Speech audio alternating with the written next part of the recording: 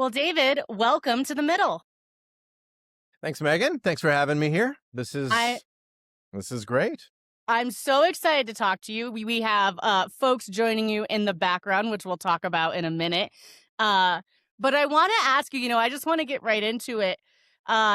Before we tell the audience about your company and what you're doing, are you making people immortal? We are. Yeah. At Proto, we kind of allow for you to continue long after your time on Earth. Is this really how we're starting this podcast? Holy cow. You already stumped me. I'm like, how do I answer this? That's not going to creep people out. Yeah, some people have. Some people have. When people think of holograms, sometimes they think of bringing back icons or continuing your legacy long after you pass. That's not our typical thing that we do here, but we are known for doing stuff like that. Yep. Well, and I think you hit a really good point, which is that it's a legacy thing. It is not maybe even bigger than the tech part, even bigger than what goes into it. The broader theme is the legacy and what that can bring and what people can do with their own legacy long after they're gone. Absolutely. Most of the time, people use it for live communication these days. My background was prior to starting this company, Proto. I was one of the main guys who used to bring back the late legends to posthumously perform. So that was like a big part of my life. I started this so I can use holograms to connect the living and not just for legacy, not just for future, but so real broadcasters like you and me, instead of talking into a microphone so others can hear our voices through a speaker, I thought, what if I could broadcast, Megan? What if I could beam you somewhere and make it feel like you're in the room, not just in our ears and not just on a screen, but like really there? And that's what I started this company to do. Ooh, don't give my kids or me any ideas, David. How I wanted to ask you about that because before you started this, you were in broadcast for several decades. So what started a moment where you were like, this is the tech that's missing. This is what's missing. Was there a moment or was it a growing thought you had? Always wanted to be a broadcaster. Growing up on the East Coast, I was a big fan of watching Letterman during the week, Saturday Night Live on the weekends, Howard Stern every morning. And when my dad used to drive me around when I was only 6 or 7, I remember him listening to talk radio in the car in his Volkswagen Rabbit. And yes, I know, several decades ago. And so I always loved broadcasting. To me, it was everything. I knew radio show. And so I can intern at radio stations. I always wanted. And for you kids out there, radio stations were this thing where old people were a bunch of. So I love the idea of broadcasting. I love communication. And for me, this was the evolution. I started a podcast in the early 2000s, 2007, 2008. I started uploading my voice to the Apple thing. And then by 2010, I had a podcast that had hundreds of thousands of downloads every episode. And I met all my friends on that thing. So I met my wife on the podcast. I met a lot of my friends. And so for me, broadcasting has always just been like part of my DNA. And when I was in the broadcasting world, I was working for CBS Radio. I worked for the Yankees and the Mets. For WCBS 880 and WFAN 660 in New York, and in Los Angeles, it was the Lakers and the Dodgers. I worked for KW Radio, Spanish sports, and also KFWB and KNX. We did a lot of sports talk and play-by-play. Absolutely love it.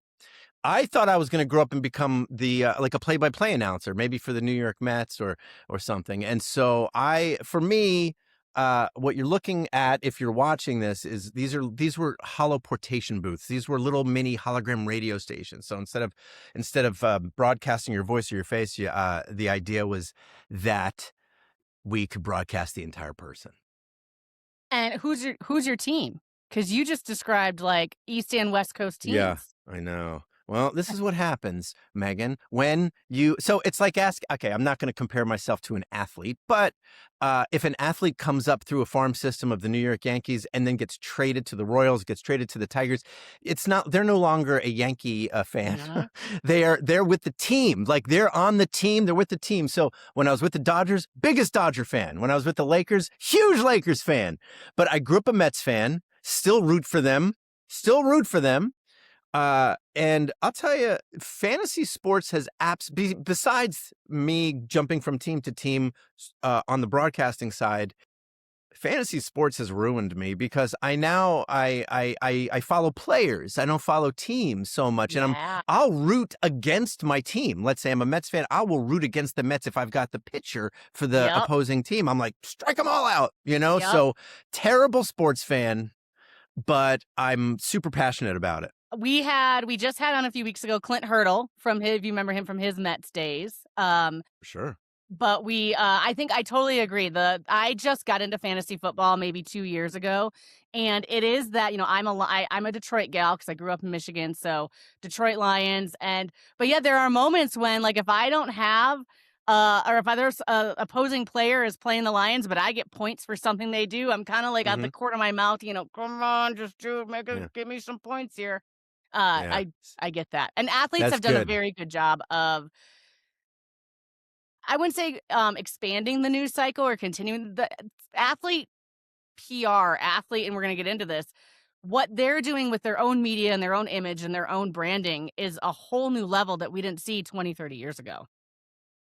Absolutely. Yeah, I'll watch an entire football game if I've got the defense or Yeah. the kicker. Yeah. I'm rooting for kickers. Yeah. So, yeah, fantasy sports is wild.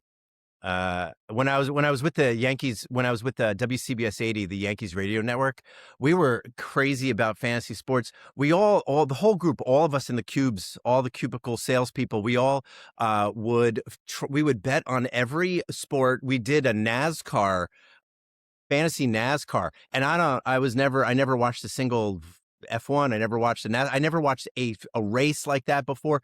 But meanwhile, on a Saturday afternoon, I'm ignoring my family just so I could just like watch a car go around a track. It's crazy. Fantasy sports is absolutely ridiculous.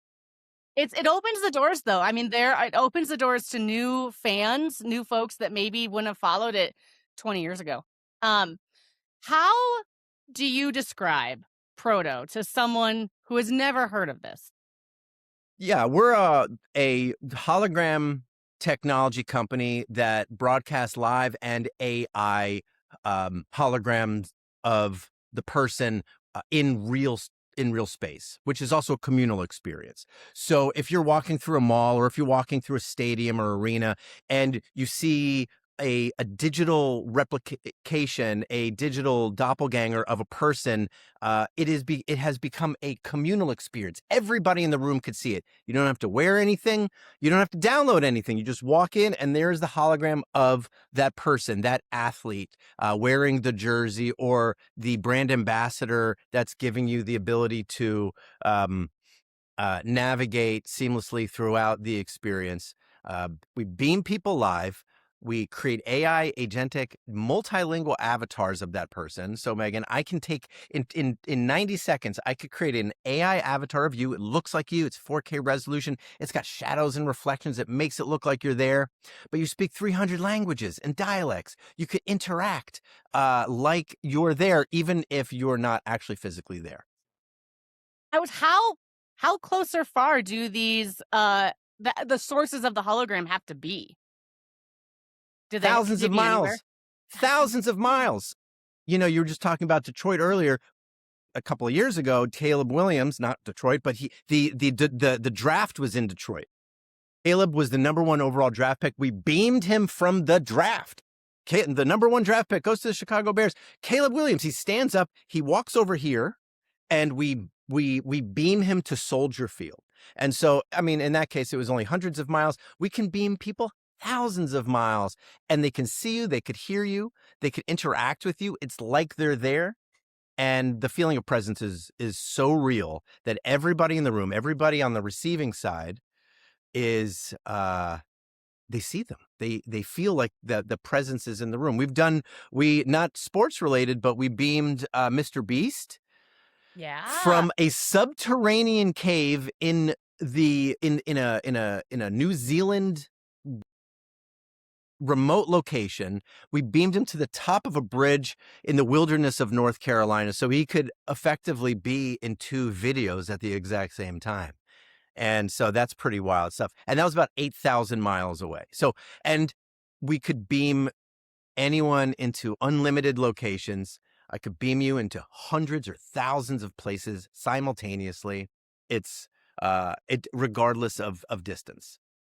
This might be a really silly question, but a lot of our audience, ChatGPT, AI, what we know of AI Yeah, right now really came about in the last few years. right. Has that accelerated what Proto's been able to do, or were you always kind of working on stuff behind the scenes? Always working. I am surrounded by huge brains. Everybody who works with me are all incredibly creative and talented. They knew this was coming, so I said, several years ago, I started a holoportation company. We're going to beam people places, and they said, "Wait, yes, we will do that, but there's this thing that's just around the corner. It's AI. It's like Siri, but it's more generative, and you could create and collaborate with it. And what if we created avatars, it looks like us, but then we could put like a chat GPT into the brain, prompt it yourself so it doesn't just have this generic information, but it Yeah, knows yeah. it's you. It's got all your information, and it's got the guardrails, the stuff that you don't want to talk about. I don't want to talk about politics. I don't want to talk about this. And so yeah, we knew it was coming, and we were the first hologram company to start embedding all of that in our uh, our our projections. So walk me through then. You just kind of touched on it. What does it take to create a proto hologram of someone? You just told me you needed 90 seconds. Is that really all you need? For that's for their AI. You need 0 seconds for the live. So Hmm. I could put an iPhone in front of you. This camera hooked up to the Proto Studio app. It's a free app. You just create an account, and then you can literally capture that person and beam them. Any 4K camera, it doesn't have to be an iPhone. It could be any off-the-shelf 4K camera, and you get a light. Basically, we're having a bit of a zoom right now. Hmm. It's Yeah. very similar. Locked Okay. off camera, a light instead of a ring light. Maybe it's a little bit more of a studio light just to kind of blend a little bit easier. And it allows for the capture and the projection of a person. It takes very, very few pieces of production equipment. Nothing on the projection on the capture side is proprietary. Hmm. Everything that is within our technology that projects, that the software that enables, that is what is the patented proprietary stuff. But yeah, any camera will do. And if folks who are watching see behind you is on the receiving end, do you need something like the screen behind you to get the receiving part? Yes, this Okay. is where the magic happens. So the hardware, the software, the production process, those all take the live feed or the AI or the pre-recorded content, and it makes it look like the person is physically there. So these are it's like you need an iPhone to have a phone call. You need your television to see the production. Same thing with Proto. For the time being, we're using displays. These are 7 feet tall, 2 feet deep, 4 feet wide. So a larger than you could be a basketball player, and you could walk around and you have plenty of space, and it makes it feel like the person is physically in the room with you. And then we have smaller units, which is like a little Wonka Vision, a little tabletop unit, and it's about 1/5 scale. It's like the size of a laptop, and little holograms are in there. It's great for smaller pieces like Yeah. jewelry or shoes or watches Oh. or whatever. But a lot of times people just want to get shrunk down and be a little Mike TV in their Wonka Vision. We call ours the M2. Not as creative as name of Wonka Vision was already taken, so I went with M2. Yeah. And you said they can speak multiple languages, hundreds of languages. How does it know what to say?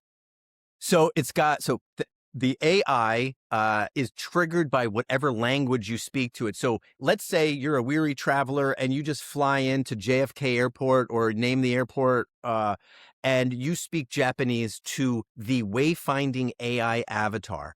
It will hear what you're saying and it will speak Japanese back to you. Speak English to it, speaks English back. Speak Telugu, speak Italian, and it knows, it understands, and it responds. The other thing that you could do with our AI with the translate is that you can um speak English and record a message or whatever, and then you could translate that into hundreds of different languages. So you don't have to rely on agentic avatars. You could say, this is exactly how I would want to say it, and you can choose hundreds of different languages for playback too, which is really great.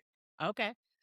Um, going with I don't know if that the made any sense, but it I know what I'm saying. It's just it's really hard to. I try to explain this to my kids, like, Dad, what do you do? I go, okay, holograms and agents, and they're like, okay, I'm gonna go to Mary's house and whatever. Oh, So my 9-year-old and I were driving by a Bank of America a few days ago, and he goes, "Mom, do you still work at Bank of America?" I've never worked at Bank of America. Never even worked in financials.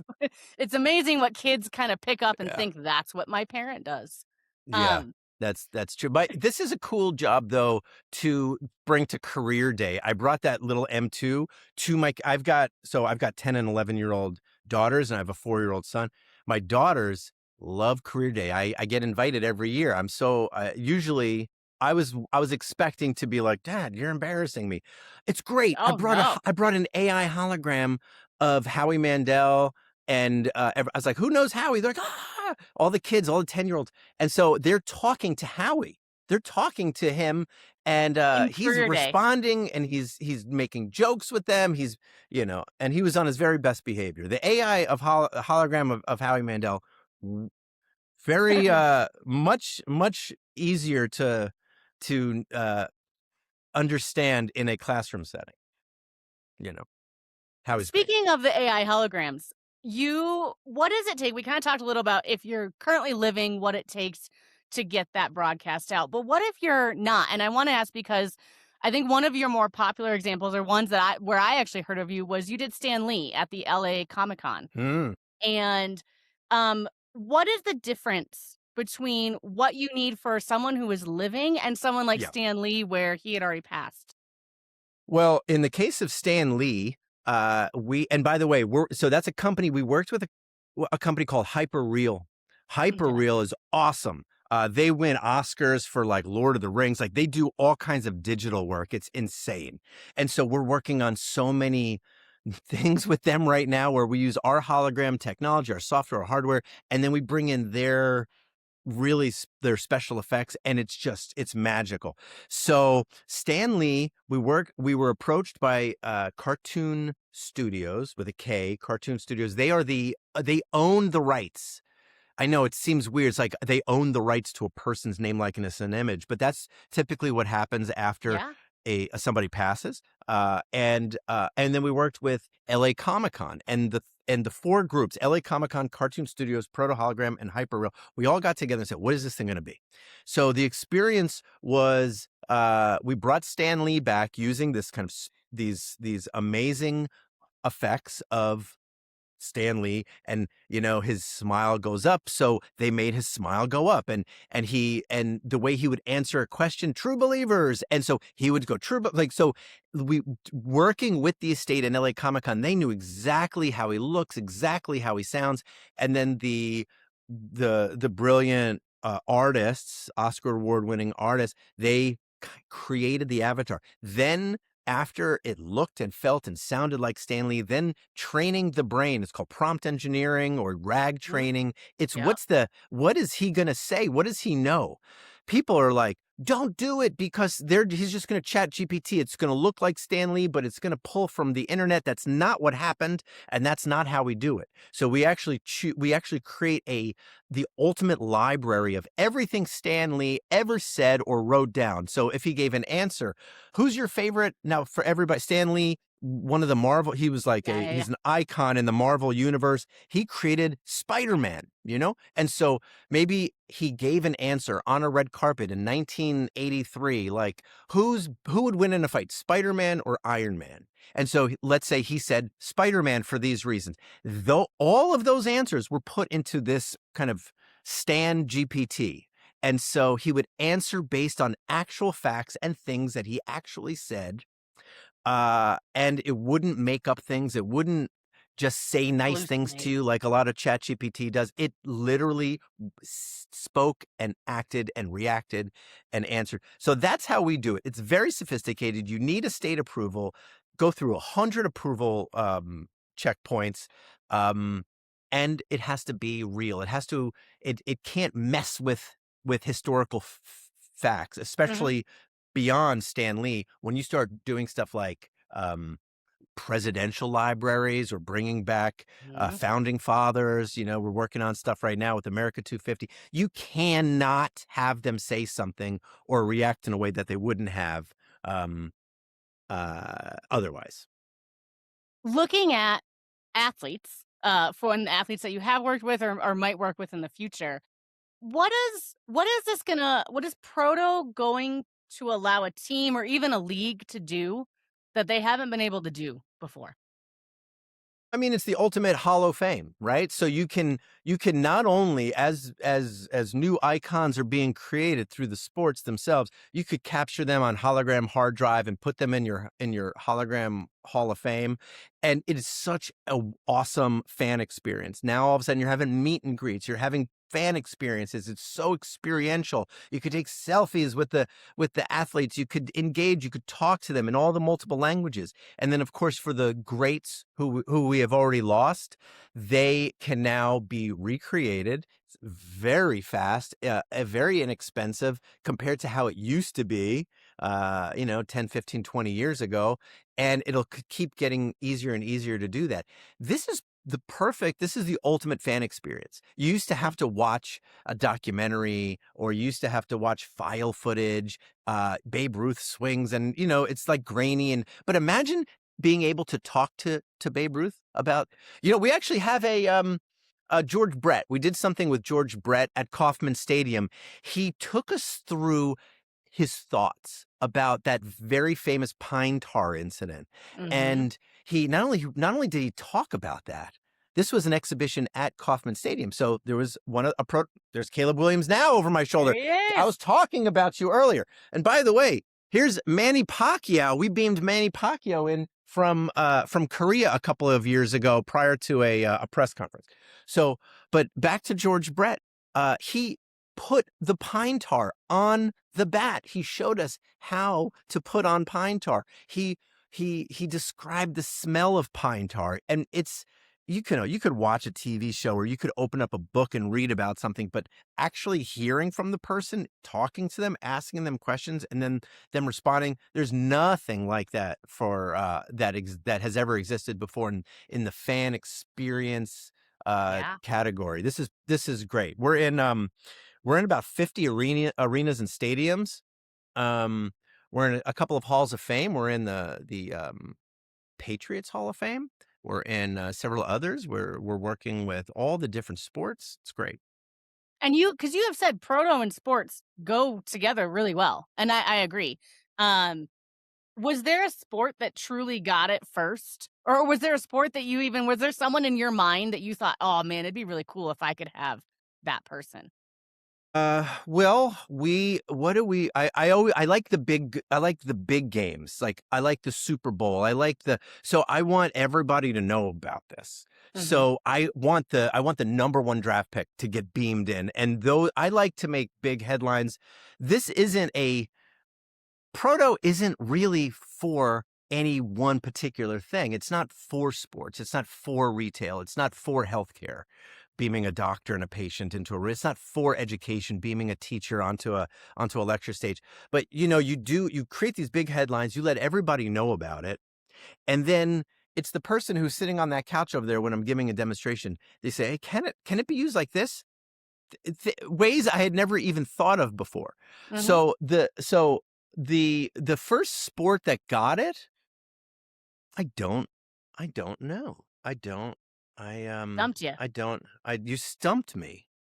But they all are great. Yes. And because of my background in sports radio and broadcasting, and now this, it's for me, it's I like it. So I spend a lot of time on these things, and then I've got lots of other teammates here, who focus on healthcare or education or retail or hospitality, things of that nature. Could one of these hologram athletes ever coach? Is that something that could be down the line? Kind of. We did something about a year or two ago, a European football. Some people call it soccer, but I'm not Soccer. going to get into that debate, and I don't want to start something. That's another podcast. That's a whole other podcast. We're not going to. We beamed. Actually, I think it was a rugby team. Now that I think about it, so take back the last 20 seconds. Just kidding. Okay, Leave we'll all cut that that in. part out. No, leave all that in. This is what we beamed the entire team to a bunch of elementary schools all over parts of Europe, and so they were giving lessons to children on sportsmanship, on different, you know, ways to do stuff. I don't know different rugby terms, but it was really cool. It was sponsored by a like a not like a T-Mobile or Verizon. It was sponsored by that of the in Europe, and it was really cool. So it showed the live communication. It allowed for children to learn from the athletes themselves, and it was really wild. So we already did it ish, and it can 100% be done live. So you could beam in, and you could beam in a coach right now live, and they could Mhm. beam in from wherever they are, and they could coach. But an AI hologram could be the ultimate coach, because you could take the system of this guy and the character of this lady and and so you could build the ultimate coach. You could Whoa. build the ultimate coach. You could actually Oh, build the ultimate. So that could be something. Maybe we work on that. Maybe we all stop doing what we're doing now and just let's come up. Maybe, I don't know, maybe we ask your listeners to build the ultimate coach and who is put the it into, ultimate coach? and so what would the hologram look like? What would be the face of the hologram? Yep. Because people talk about that all the time. They say what's the Mount Rushmore of basketball? What's like, and it's like Jordan, Kobe, like LeBron, like, so build the ultimate coach, and then you could actually put that into a game setting. That could be really interesting. That could, because you could blend the specialties of 3, 4 different people, and not only their image, but how they view the game, how they tackle a play. That would be Yeah. fascinating. Yeah. And But as you were kinda saying earlier, especially at one point, like, living and deceased, you could pull from someone who had knowledge from, 30 years ago with someone who has knowledge now. the Oh, David, greatest, you've got the me greatest thinking. of all time could be put into a single AI avatar Yeah. and coach based on dec- 200 years of experience. Yeah. Wow. Yeah. Centuries of Ooh, experience. that would be incredible. Chills. Chills. Um, I'm getting chills. well, I think it speaks to, let's look ahead. What is the future of this? What are, like, short and long term, what are you working on? Right now, we're being used a lot in uh, conference rooms. I'd love to see Proto being used in living rooms. I think that I think in the future, this is a consumer play. I think this makes your life easier. But from a sports point of view, I think this is how fans and the greats, living and dead, uh, connect, communicate, in a way that they've never been able to before. I believe that this eliminates space, beam anybody from anywhere to anywhere. It eliminates time. You could bring somebody back and have them be present in a situation. Um, and it also it saves money and the environment, because like when you're beaming somebody somewhere, or when you're bringing back an AI, you no longer have to send either the person or um, or the product, the memorabilia. You don't have to put it Mhm. on a plane and bring it from gig to gig. We're doing that. By the way, we're selling uh sports memorabilia through Proto. Oh, Christie's auctions. Do you know Christie's auctions? yeah. They have like showrooms all over the world, that San Mhm. Francisco and New York and all over. We did this with Babe Ruth's jersey. We've done this with David Gilmour's guitar. We did this with the Giacometti statue from God knows how many years ago. And so instead of instead of putting it on a plane or a truck, the insurance is, I can't Yeah. even imagine what it would cost to insure one of these things against possible damage or loss or whatever. These are one of ones, Yeah. and they cannot never be replicated ever again because they're hundreds of years old. So they beam them from the safety of their showrooms into all Christie's locations, into Proto devices. And so now more people are seeing them. David Gilmour's guitar, Kurt Cobain's guitar, and Jerry Garcia's guitar. Those three, they were all in the Jim Irsay collection. Jim Irsay, big Oh, sports guy. So yeah. Jim Irsay puts up all of his guitars. He has like 100 guitars. And he put we put three of them in Proto devices at Christie's. Gilmour's guitar went for almost $15 million. And it never had to be seen in public. And I'm going to take full credit for that. I think Proto, when I say I mean the royal Mhm. Proto. Yeah, so it really does. It saves the environment a lot. So for those of us who care about stuff like that, you're no longer having to send memorabilia, merchandise, people on very bad for the environment, Yeah. jet fueled plane trips all over the world. I mean, I like to go places, but if you don't have to physically be there, you beam in, do your thing, beam out, save a lot of time, money, in the environment.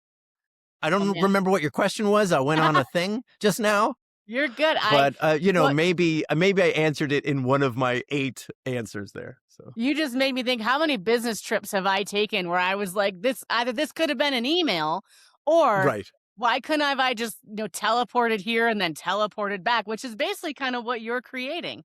It's a kinda, own yeah. teleportation system. This could have been a hologram. This could have been a proto. This Maybe we could have been replaced this could have been an email with could this have could have been a proto. this could have been a You know, proto. yeah. Um, I'll tell you one of my most fun things yeah. was 2 years ago. I'm in my showroom. Shatner's behind me and all these people, and all of a sudden Dana White walks in here. Dana White. I didn't know he was coming. He was on a podcast here. We do a lot of podcast stuff here. He walks in. He says, "I have no idea what I'm looking at, but I could think of 100 ways I would use it." And then I was like, "Oh my God, this is crazy. Take my number. We're exchanging phone numbers. I'm exchanging phone numbers with Dana White." I think he's blocked me since then because all of a sudden the blue Oh, went to did they go green. green? I went Oh, from blue to green. I might have Dana. okay. Don't Yes, this is what happens when you give me your phone number. So anyway, really great guy though. He ended up buying Protos, and he put the first one at Noche 206 at the Sphere, and he called it his love letter to Mexico. AI Dana White speaking Spanish in the Proto to all of the fans. He was speaking. In fact, Dana Blanco was globally trending on SportsCenter and the MMA sites because Dana White, Dana Blanco. It Yeah. was amazing. And so, Dana, please unblock me if you've blocked me, but it's okay. I think, you know what? I was probably overusing the text. And No, so give him another shot, Dana. give me another shot. I do want to ask, with AI, we've seen a lot of it. I come from tech, so I've seen a lot of it the last few years around discussion around the legal and ethical issues of AI and likeness. So I do want to ask you, there are things circling in Congress right now. There's lots of discussions on where's the line. How does, I guess, two things. One, how do laws that either are in effect or are likely to go into effect change what you were trying to do? And then how do those broader discussions, how do you bring those considerations in to what you develop? You have to trust the company who you're working with. So if you're ever going to use an AI, I've got 10 AI apps on my phone. Sometimes when I ask an AI a question, I'll take their answer, I'll drop it into another AI, say, "This is what this one said," and says, "Well, so you almost want to challenge. Pit You them have to do against each other. you can't just believe everything that AI is going to tell you. So you have to challenge it. You have to, because a lot of times it wants to please you. There's something called like Mhm. AI hallucinations. Also, it'll just make Yep. stuff up. Yep. So you have to use it as a tool, not as a as the thing. Like, check your answers. Mhm. So you're responsible. And I like AI not to replace people, but to enhance people. Like I would use a calculator. I could do the long form. It'll take me a minute to get there, but I will use AI that way. And so, similarly, you're using AI through Proto in the same way. It's extending your abilities. It's enhancing your knowledge base. If we were in a Walmart or a Target or a Best Buy, there's no way any single salesperson there, even if they've been there for 20 years, can know all 14,000 SKUs, what aisle they're on, what the price is, what it does. So this allows for that salesperson to enhance their ability to be a better representative of the company. And so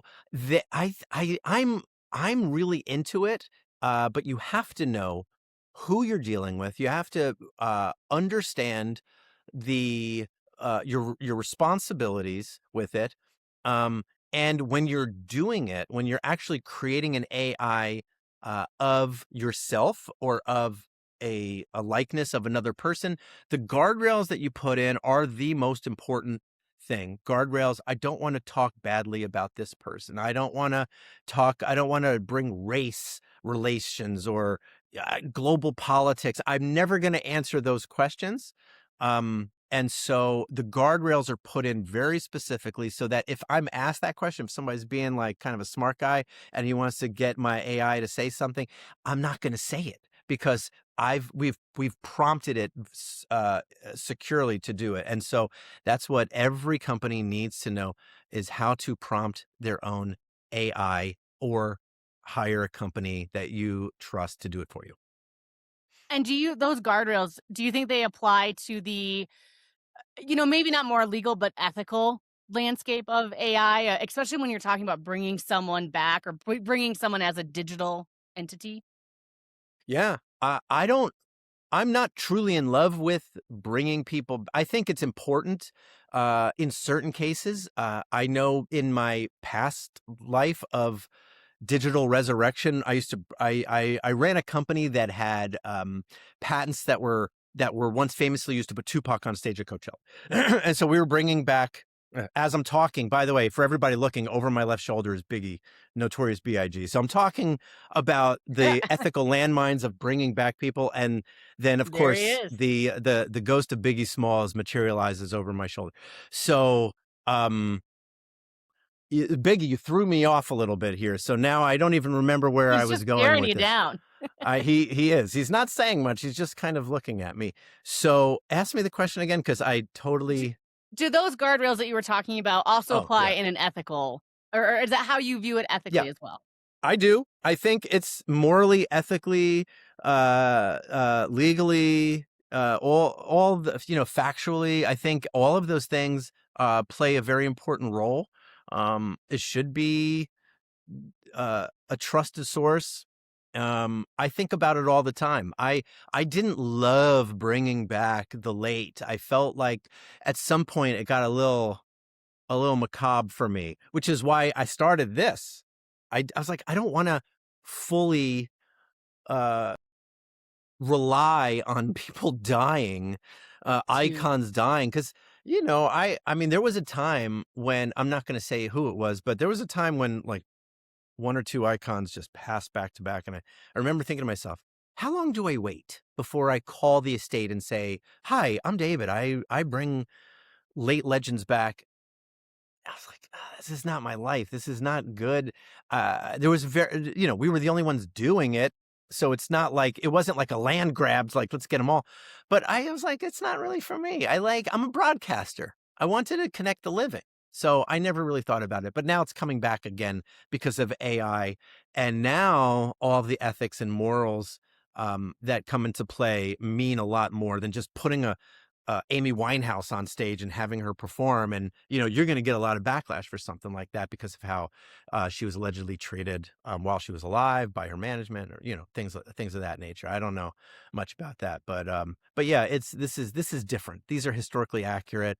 They are there for education as well, information, not just for your entertainment, not just to deliver a bag to the grandkids, you know? Well, and it's so funny you say grandkids because as you've been talking, I've thought like there's almost two tracks for this. You have the very public part of it. Let's say an athlete or a celebrity wants to participate in this. There is a very public part, but there is also um the private part. What if they just want to have this for their great grandchildren in 50, 60 years when they're not around? I'm sure that Yeah, plays into it as well.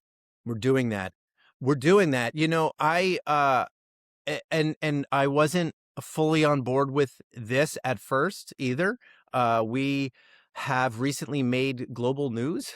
It's funny how the things that you're not necessarily, that you don't put as your top 10 just because of the category. Look, I care about people. I care about what people think of me. I care about what people think of Proto. And so we recently used our hologram technology, and we, with Hyperreal again, Mhm. we partnered up with a lady, a widow, who was recently widowed. Her husband Bill passed away, and she brought Bill back to be at his own funeral as a hologram, and he was able to answer questions. He made everybody feel comfortable. He kind of cracked a joke or two, and he was loaded up with all of the Pam is the widow. She had 60 years of she put it all into the hologram, and it was really a special moment. And she said it was good for everybody. It was a way to deal with loss, and it was Yeah. emotional. And anyway, uh, billions of impressions. If that's something that's important to companies, it's important to me that people know who we are. Never in a million years would I have thought that a funeral hologram would have been the biggest story of the year for us. So this is obviously something that means something to people. And I'm wrong a lot of time. I go, this is not something people want. People want this. And so we're open to these conversations, but it has to be respectful, has to be everybody has to sign off on this. But yeah, we're a business, and we care about people. And if this is something that you want, this is what we're doing. So if someone did want that, whether they're a celebrity, an athlete, or me, you and me, what is the process to start building that immortal hologram right now? Like, what do they have to do? Great. So if it's you or me, or anybody who's listening right now, we're still here. So the process is a lot faster and cheaper. We can film you. Either Proto can do it, or we can teach you how to do it yourself. Literally, all you need is the same camera that beams you places. Could be an iPhone, could be any 4K camera. Capture the person for 90 seconds to 2 minutes at the most. And basically, by capturing that person, you want to do head to toe. And there's a process, there's a production process. I'll send you the the Yeah. the the actual production process if you're interested. And you're going to make eye contact with the camera. You're never going to break eye contact, so your hologram doesn't look all shifty by looking around the room when the AI picks up on how this person talks. You want to make eye contact. You also want to talk about anything and use a range of different expressive voices. So it's like, I'm excited. I talk up here, but I'm going to also, I want to, so you're going to just talk. You don't have to say anything in particular, but you just want to talk for 90 seconds. So the AI in the software can pick up on your tone, your vibe, your cadence, your mannerisms. So it's got your body, it's got your face, it's got how you talk. And then you're done.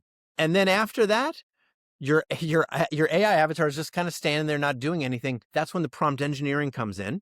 And we have a system within our own operating system. We're a software company on top of the fact that we look like a hologram in a box company. You could literally prompt yourself. You prompt yourself. These are the things.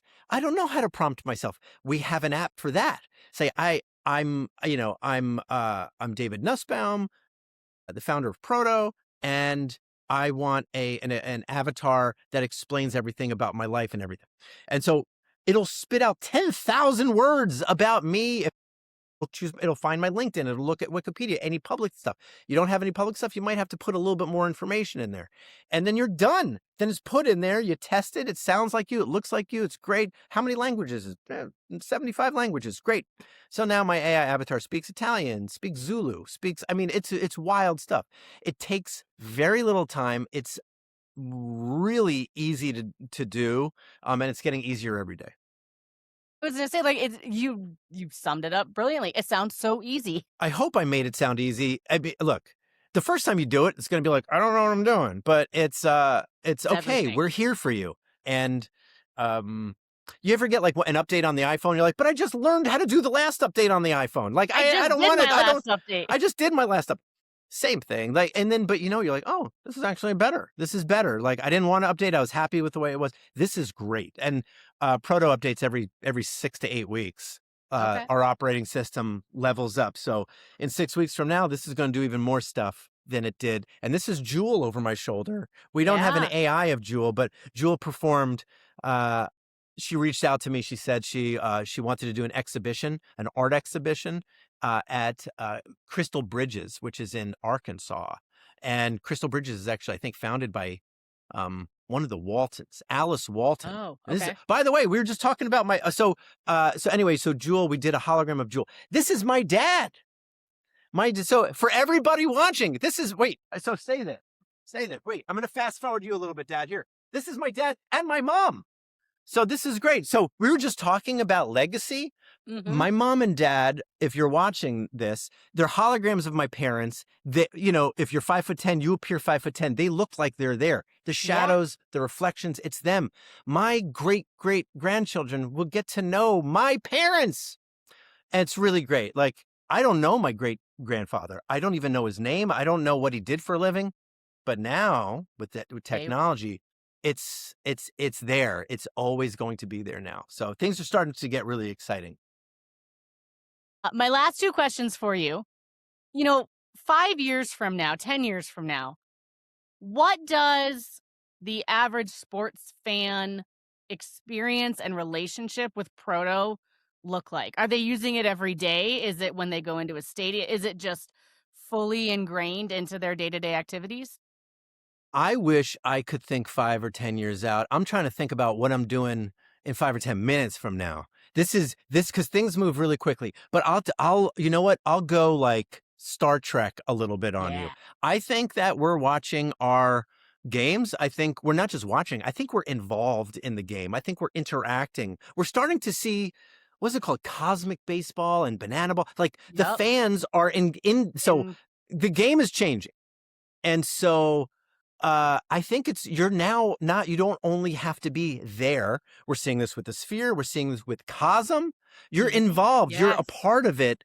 Proto's going to allow you to have, and does to some extent already, involvement. You're in the game. You're a part of it. Right now, it's people, it's the athletes, it's the merchandise, it's the memorabilia. You're interacting with it in such a unique way. But in 5 or 10 years from now, it's probably not going to be boxes. Like the VCR was important for the DVR or the TiVo, and the TiVo became the DVR.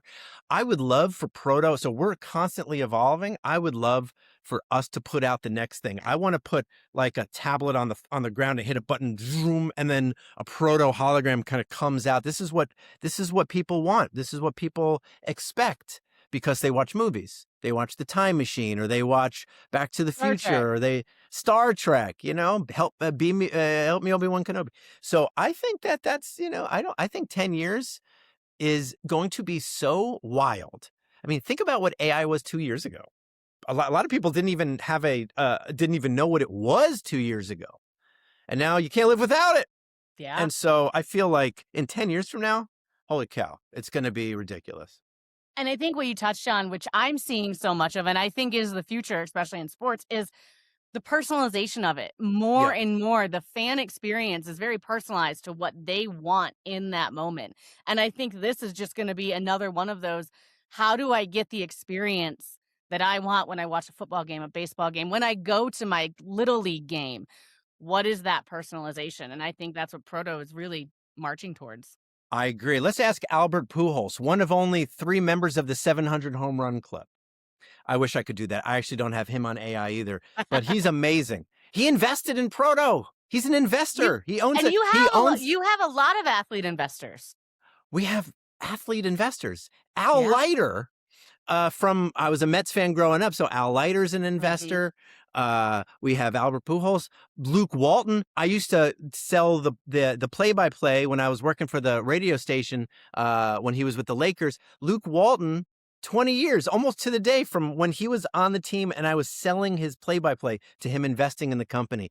Brittany Griner, Marshawn Lynch, Sony Michel, the list goes on and on. Howie Mandel, not a typical athlete. He's athletic with his comedy though.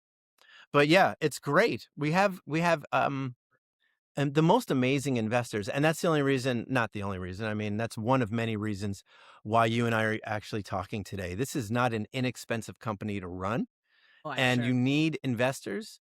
And a lot of these investors, like Albert Pujols and many others who are athletes, um, they also give us their connections. They're posting, go on X or Instagram, they're posting. It's really great. So it's very important. We love our athlete investors and also our And lesser every investor. famous, all of Yeah. our investors. Very important. Well, my last question, David, if you could create an interactive AI hologram of any athlete, dead or alive, one conversation, any era, any sport, who is it? And what is the first question you're asking them?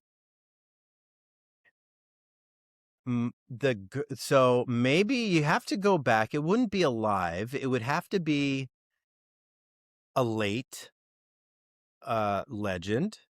Because if you're alive, I have a shot at maybe getting to you and talking to you. So I'm going to go with, holy cow. I mean, do I go football? I mean, it could be Muhammad Ali.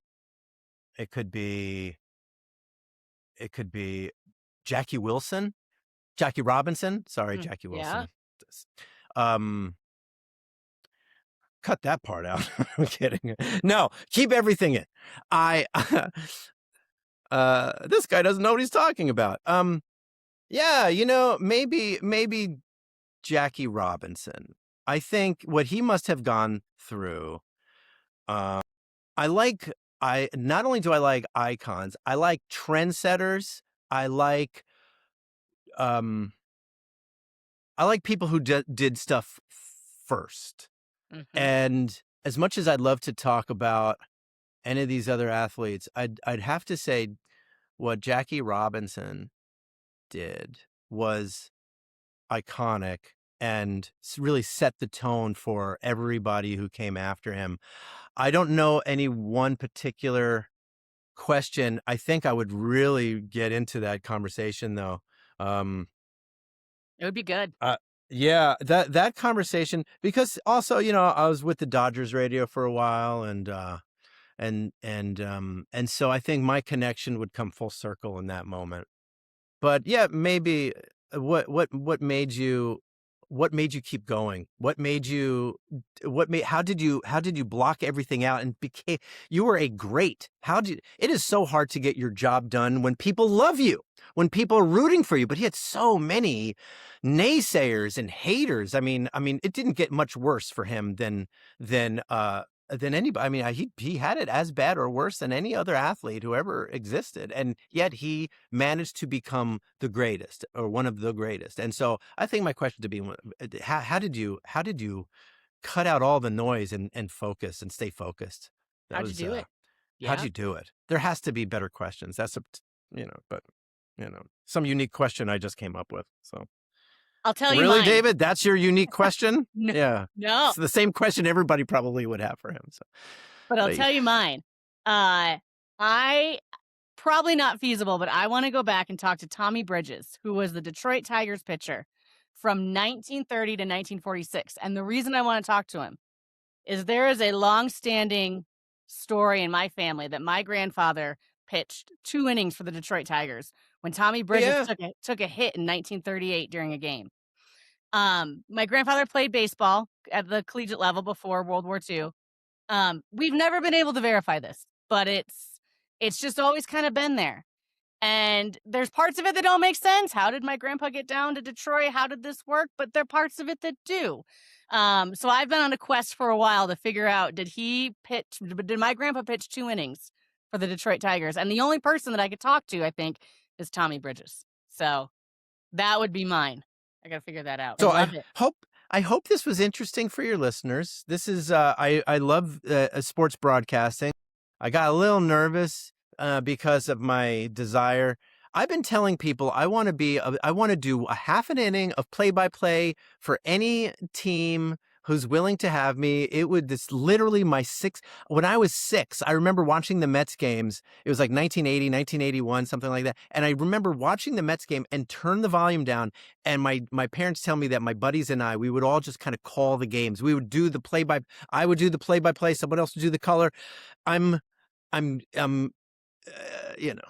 And then I remember when I would sell the airtime, I would get into, when I was with the Yankees, John Sterling and Susan Waldman's play-by-play booth, rest in Mhm. peace, John Sterling, and Vin here in the Dodgers, and they knew I wanted to. They didn't even let me. I was like, "Can I just scream something from back here in the back of the room?" They wouldn't. No, So no. maybe one day.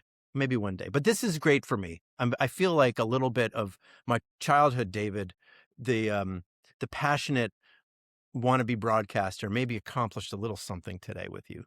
I'm so glad. Really, it has been a treat having you on to learn more about this. I really do think what you're creating is the future. I think what you're creating is something that, again, not just for athletes and coaches and insiders and celebrities, but for everyday folks like me down the road who want this sort of technology in their lives for that legacy and for their future generations. So I appreciate you taking the time to come on. This has been fantastic. Thanks for having me. This is great.